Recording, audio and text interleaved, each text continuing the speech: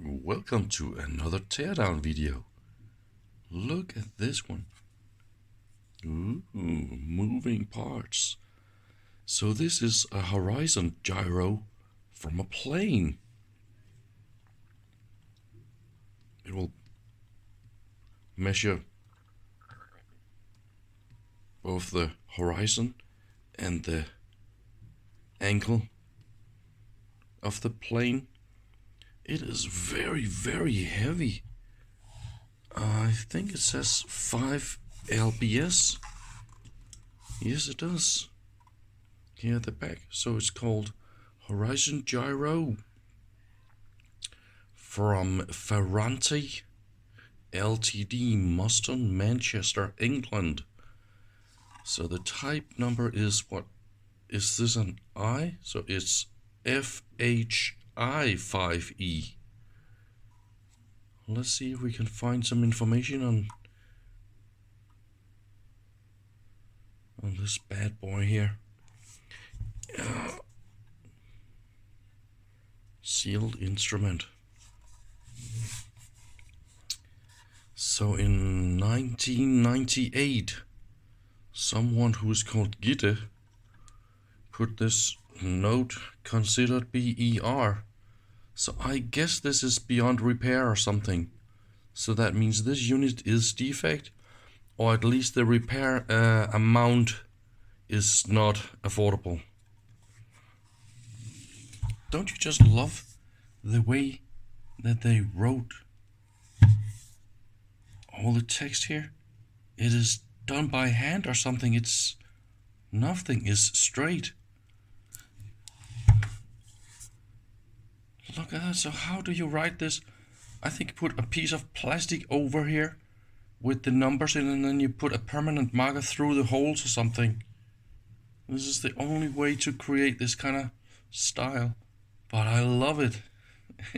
It's just old tech. So I guess this unit is, what does this mean? Serial number 106 and then 73. And is this maybe a test or a repair or something in 88? So that means this unit could be from 73. Is that really true? Can it be that old? I don't know. There isn't really any way that I can power this up because I have no documentation.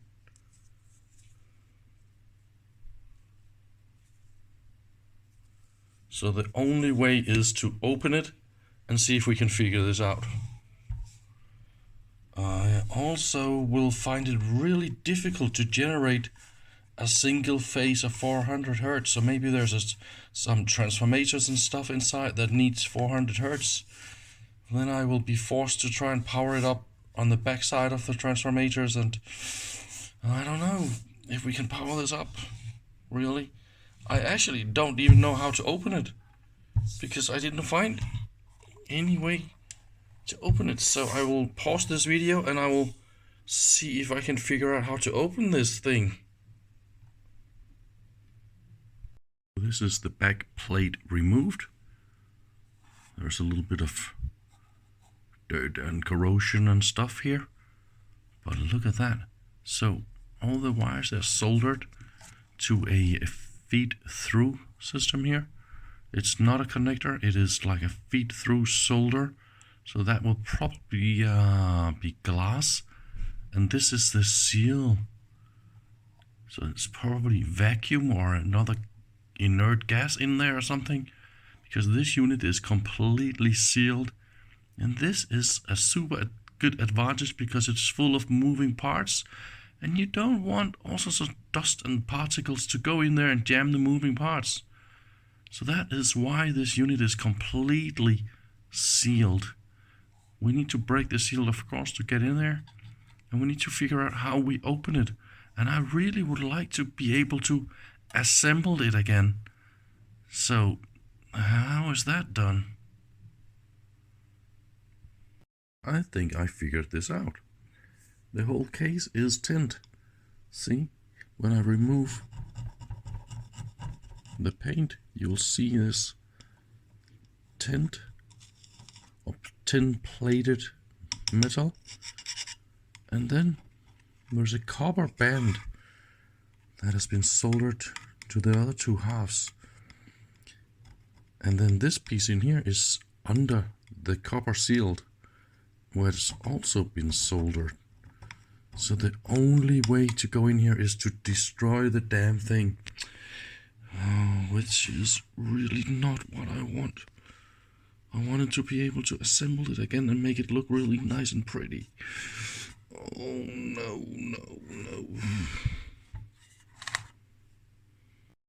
There actually seems to be a way in.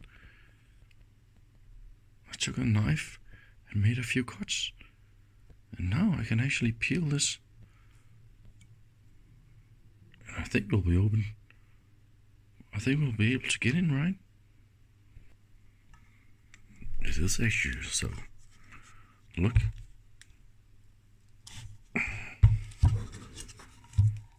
So here's what they've done. It seems to be copper plated as well. See? This is actually copper. When I peel off the solderings of this band, I took away some of the soldering, and then I can see now it's copper plated, or is it maybe even made of copper.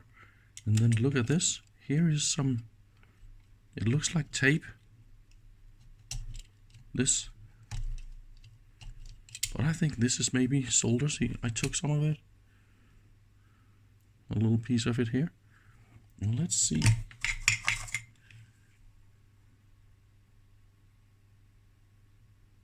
No.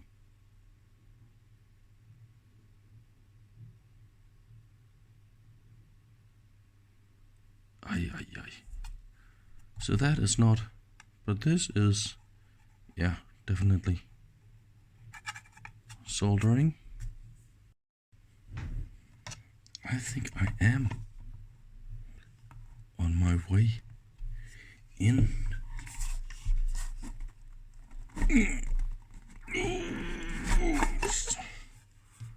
Oh, look at that, was sexy. So there's a connector down here in the end of a pooey. That's a terrible smell. So there's definitely the whole gyro. Wait, did you see that? Ooh, I better show you guys this. That is Mr. Mercury. Wow, that is amazing.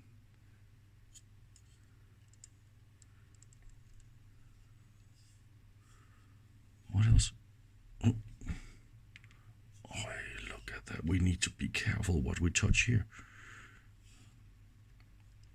And this is the slip ring. Slip ring connection. Oy. And there's a connector here for the slip ring to the gyro itself. And that was only one side.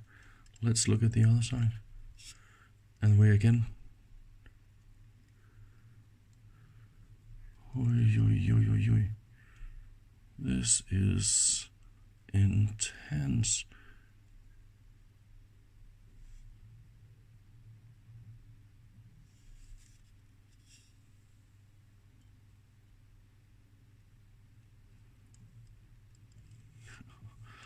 And there is a main transformator down here at the end. Oh, and there's another slip ring up here. Oh, that is the most sexy. Look at that. Oh, I'm so afraid to touch anything here.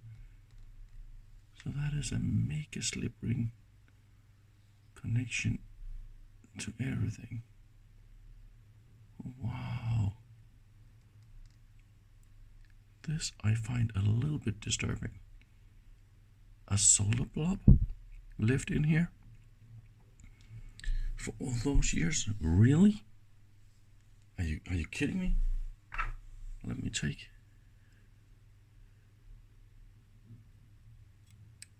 Oh, look at that! It fell off very, very easily. They left a solar blob. The smell is absolutely terrible.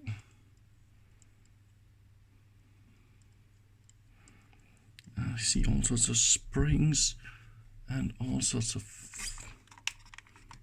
fancy things in there.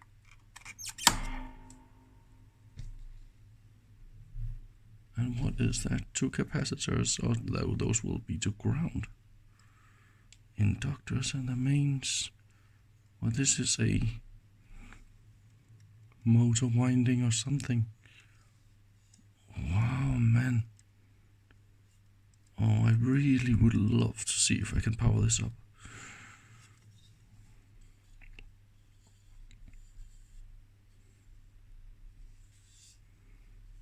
Oh, here we go. Here is some motor windings. I don't know if you can see this, but it's up here. When I move it, I see windings.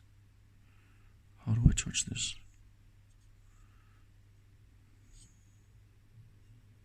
I see a lot of windings going in and out down here. But the thing that must spin around real fast is this one. Right? No, that is wrong. It is that one. Here we go. That is the other angle detector. Oh, yes it is. The little spinner thingy. Oh, how can I touch this? Oh, this is so... What if I put it like this? Will they touch? No, they go free. So that means if I put this on the table, right? So that means this unit can spin freely. And here we go.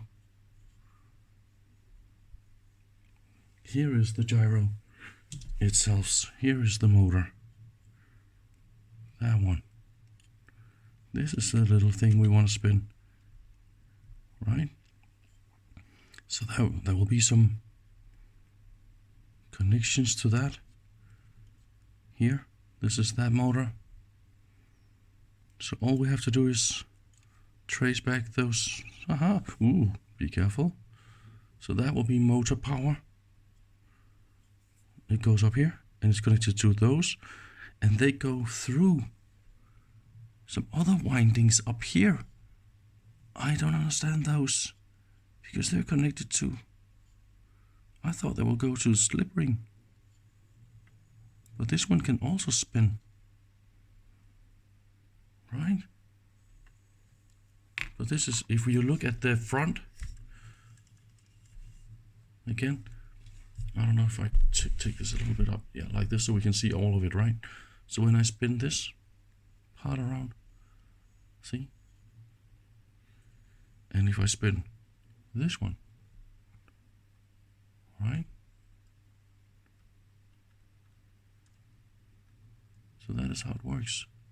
So everything here is just mechanical. All we need really is to get voltage on the motor so that spins, and then I'll be able to turn this and see the most fantastic things. Oh, if only I could figure that out. Because everything here, all the other stuff that we see here, that will be for remote detection or remote steering, or to hold the plane straight and all those fancy things. And we don't need any of that to get this thing. Ooh. Oh, look, there's even a pot. See? Let me hold this. Can you guys see this? So this one here is a pot. And if I take my other finger here and move the pot,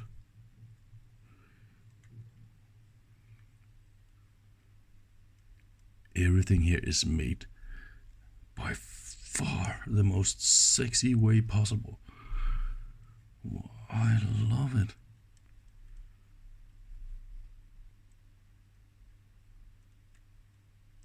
No expense saved. And there will probably also be a pot.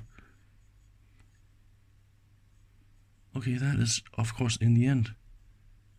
And there's a little slip ring again on that, and there's, oh, if only we can, but there's no way I dare to take off this PCB, because that will require the top slip rings here to be removed, and there's no way I dare to do that. What is this sexy module up here?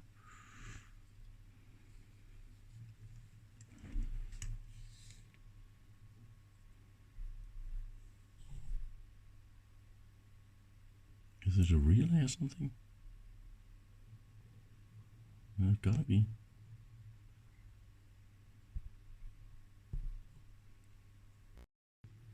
Isn't it just fantastic how everything is done mechanically? See, when I turn this, look at the level. That one here goes away and then it comes back. So every time it is level, ooh, this one comes out. And this is connected. There's actually here where you can see it, and then it goes all the way up here. See, it turns. Isn't it just fantastic? And there's also an electrical brake system here. So this big round one here is actually a solenoid, and it can activate this one, so it can push back a lock. See, if I hold this, see, now it's locked in here, and if I let it go, ooh, see, there's a little bit of a difference. Now I pull it a little bit. Of course I can't pull it as hard as the solenoid will do, right? What I did, I found the motor winding, and it got to be those two black wires there. 56 ohms of DC between those two wires, and those two wires goes up here, ooh, to that slip ring. It goes all the way up to the other slip ring, and blah blah blah blah blah out in the connector. So it is those two windings, or two connectors here. That is the motor winding. And of course this is an induction motor, so that means there are no contacts or anything like that. It is only operated at 15 volt IMS 400 hertz. This is what you need, otherwise you can't spin this motor. So now I need to figure out how to make that, to make it spin. Anyway, I try to measure the inductance, and of course I need to measure this at 400 hertz. And here we go, 55 milli. And this is the impedance at 400 hertz, right? So try and see here what happens if we change the frequency, or I mean the test frequency a little bit. So this reveals we are dealing with some funny stuff, huh?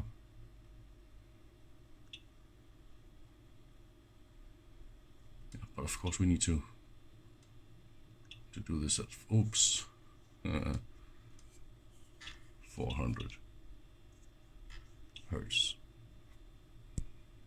So that's pretty funny. So I unscrewed this and find a little micro switch. So this is a push button. I don't understand why this is it supposed to be like this? Because it looks like there's a pot meter here. You can turn something, but it doesn't seem to be connected to anything. But this is the micro switch, and that will be all those wires for micro switch. Really? Yeah. That is how it is.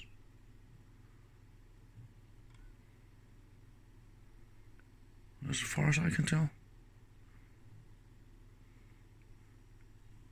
it says fast erect push.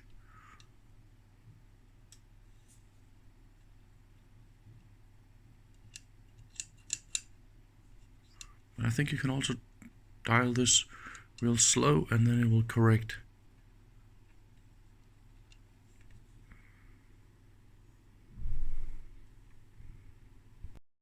Isn't this just beautiful? All the bulbs works, and look at the way that they mounted the wires and glued everything in. It's just hand work, all of it. See the way, if I take this one and move this is the level, so the light hits this one, so this is also possible to see. Oh man, it is just fantastic the way that it is made.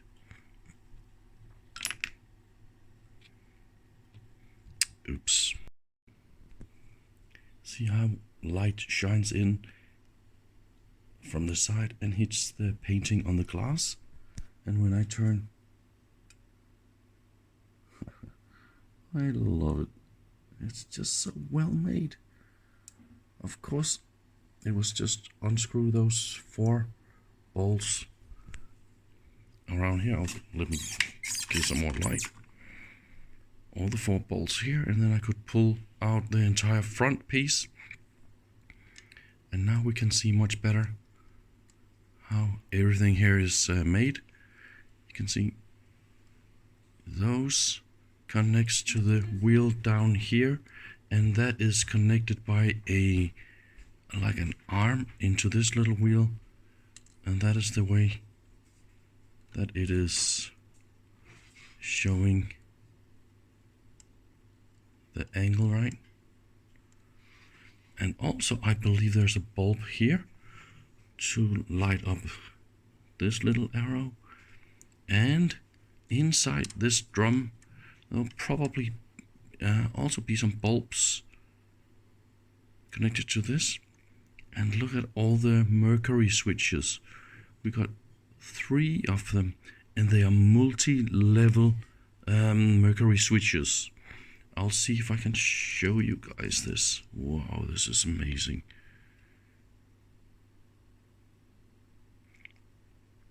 And the reason why they got 3, that is because they want so many indications at different levels, and they're all doing different things. And this one is very special. You got first the fine angle just for a little bit, and then a lot more up. It's not maybe not so easy to see, but yeah, it is just beautiful. So that is probably used for automatic leveling and all that, right? And then there's of course this one. There's another micro switch here, or another Mercury switch, obviously. So there's only one for the height and for the left right.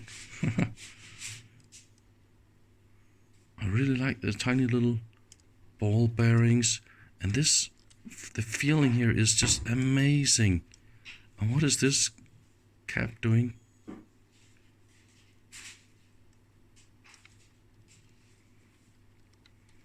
The way they made the text illumination, they painted this and then they milled the graphics. I don't know if that is easy to see, but there's a milled, so this is milled to make it really nice and accurate. And this is how they make the text shine through. See what they did when they screwed this together? Added a little drop of glue or paint just to make it nice. They thought about everything. Of course I could add power. 8 volts to the 2 points here, and look at that, how beautiful it looks. Well, this one shines a little bit too bright, but that is, of course, the angle, I guess. No, it is actually really quite bright, that one.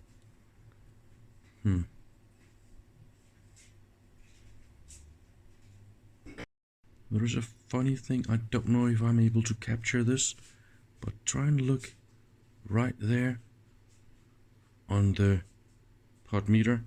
You could see in this area a little bit more wear. Exactly there, right? Where I hold it now. Look. There. So that means the pot meter was working mostly right there, right? So let's look. That is level. Funny. Let's see if we can get this motor running. So here's what I did so far. I traced the connections from the motor unit itself.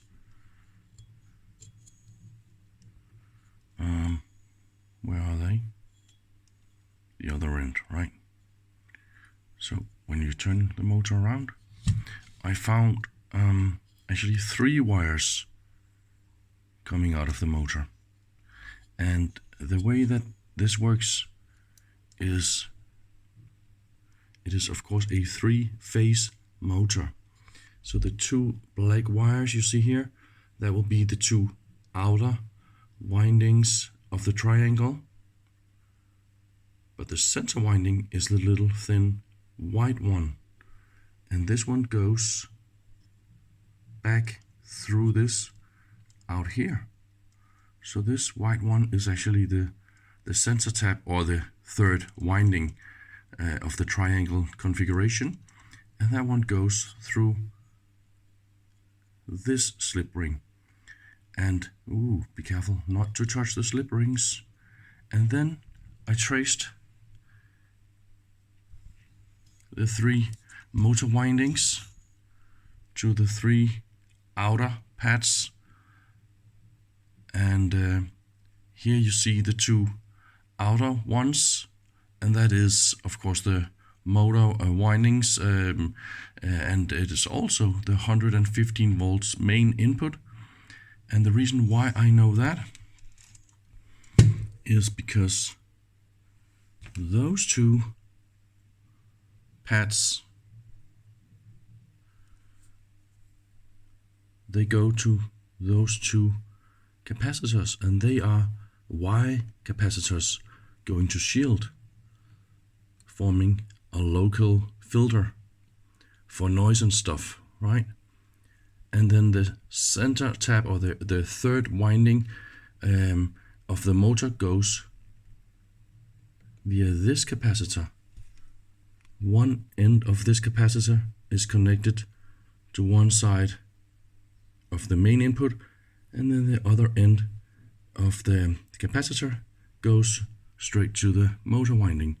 So this is a classic AC motor trick to run a 3-phase motor on a 1-phase AC input using a timing capacitor. There's nothing new to that, and this will of course generate a 90-degree delay instead of the 120-degree that will be the optimal and correct way to do it. But motors run perfectly fine with a 3rd winding at 90 degrees. So that will be our input. Before we can power this up, we need to fix this little problem here that I created for myself. So the green and black, I don't need those, because I know that is the light. The light wires only goes to the bulbs, so I don't need that. But the other 4 wires, all those, they go to this switch. And there is a glass feed through in here, so they can have this gas tight or sealed. So all I have to do is check those wires and resolder the 4 wires here, because this will be the zeroing system. Remember, there's a button here you press to do the zeroing, and there is a make and a break switch system here, and this is actually for the zeroing and the holding and all those mechanisms. So if you power this up without having this connected correctly, you end up spinning everything around as fast as the motor goes, and that is not what you want. So that is what I need to do now, and then we can get started. So we're about to get hot. I wanted to generate 115 volts, 400 hertz, and I didn't want to spend more than 5 minutes making it. So here's what I did. I took 2 Darlington transistors and 2 transformators, and then a signal generator that is making the 400 hertz. And then a signal generator can't generate enough voltage for the Darlingtons to drive the output transformator, so both of them are just the same kind of type, mains transformators, right? And they run perfectly fine all the way to 10 kilohertz, by the way.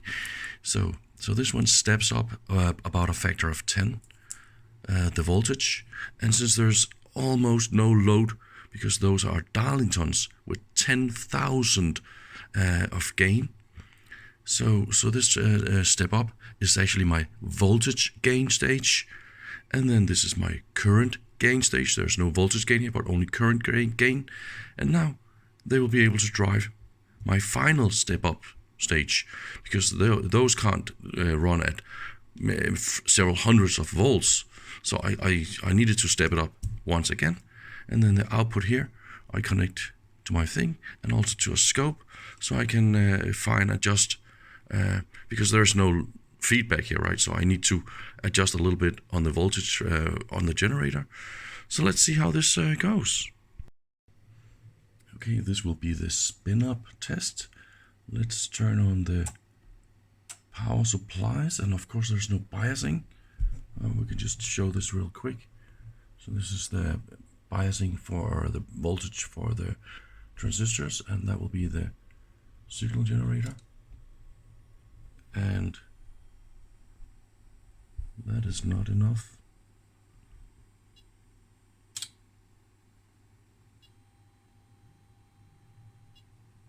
Why is this not working? Okay, so that is why it was not working. I need a 3 volts peak,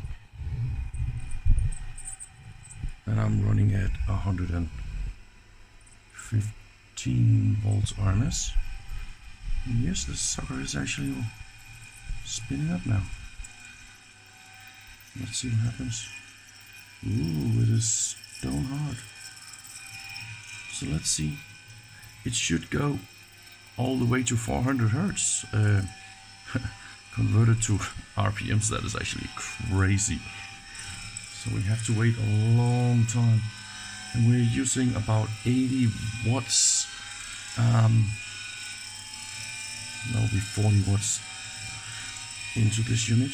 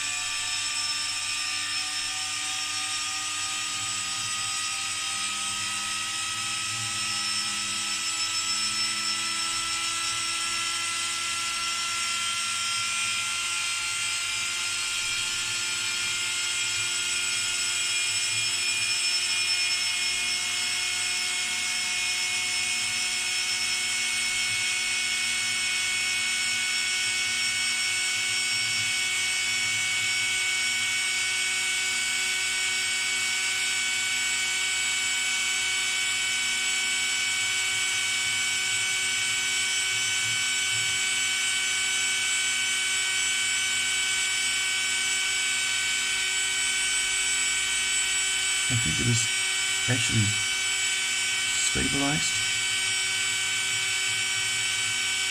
I still see power is more or less stable now. Let's see.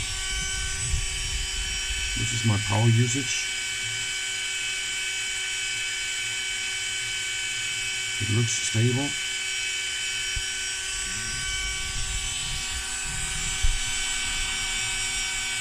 I don't know if you guys can hear this, but it is really, really loud. So let's try and...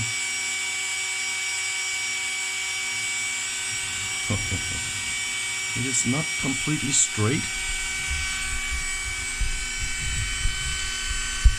Let's see if I can show you this.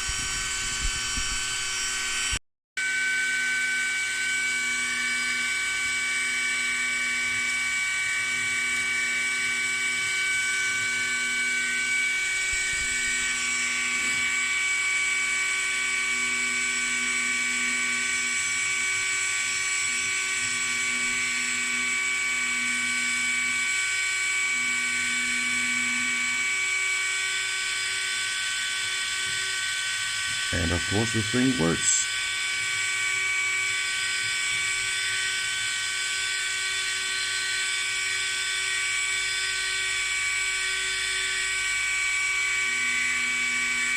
My God, it makes a lot of noise.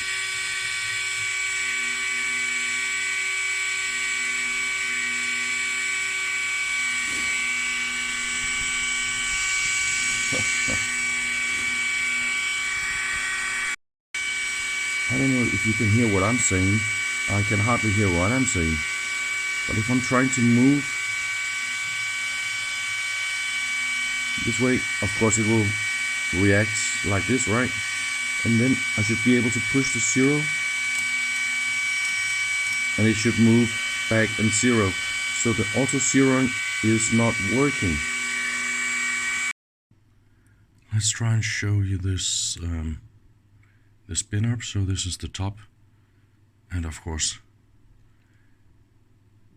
this is the motor, and this is how it spins around. So if we want to see the motor actually do spin around, we need to move it like this, put it into position like this, and then I hold this, and then I try and power it up.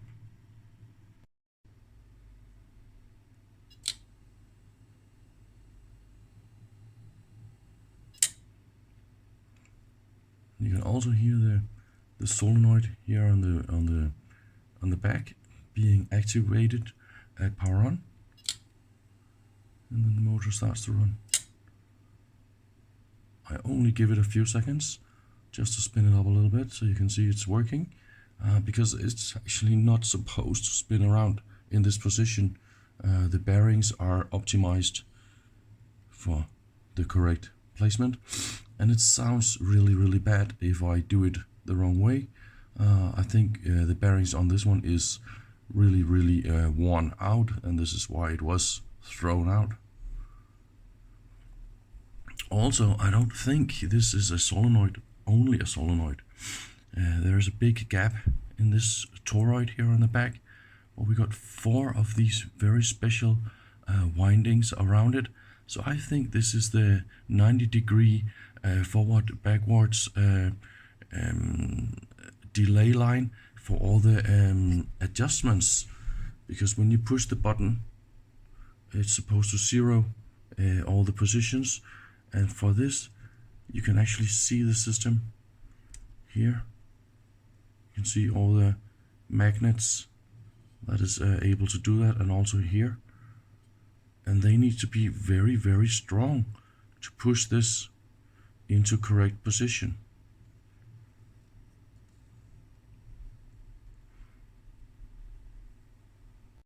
Also, I realized the relay, it says coil volts 24, so that means there is a 24 volt enable or activate or something to handle the relay, and that can actually explain why the 0 button is not working, because I only have it in motor run mode on the motor input. It's not proper enabled or powered up. There will be other inputs, but without the manual there's no way I can figure this out.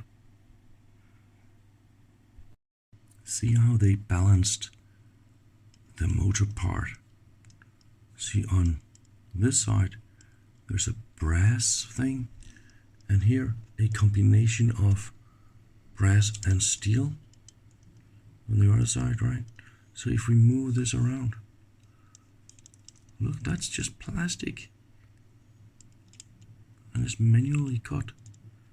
And look at this screw, you can move this left and right to balance it, the weight this way. And that is the bottom side again, with a lot of weight added on that side. It's amazing what they have done.